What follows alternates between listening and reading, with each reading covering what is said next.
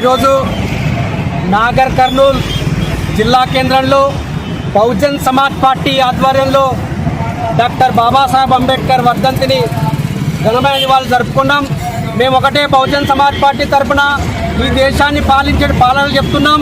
ఏదైతే బాబాసాహెబ్ అంబేద్కర్ రాజ్యాంగం రచించిండో ఆ రాజ్యాంగాన్ని పార్లమెంటులో ఈ ప్రజలందరికీ కరెక్ట్గా ఇంప్లిమెంట్ చేయమని బహుజన్ సమాజ్ పార్టీ డిమాండ్ చేస్తున్నది.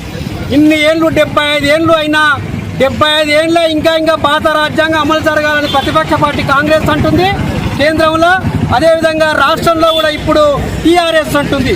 మరి ఇద్దరు కలిసి మరి ఒక 2-3 సార్లు ఏలినోళ్ళే కదా, మరి ఏలిన తరచుగా మన రాజ్యాంగాన్ని ఇంప్లిమెంట్ చేయమని మీరే అంటున్నారు. మేము ఈ ప్రజల్ని తిక్కుల చేయడానికే ప్రయత్నం చేస్తున్నారు. కాబట్టి మేము ఒకటి చెప్తున్నాం, కుమారి బహన్ కుమారి మాయావతి గారి నాయకత్వాన ఈ దేశంలో బహుజన్ సమాజ్ పార్టీ అధికారంలోకి రావాలి.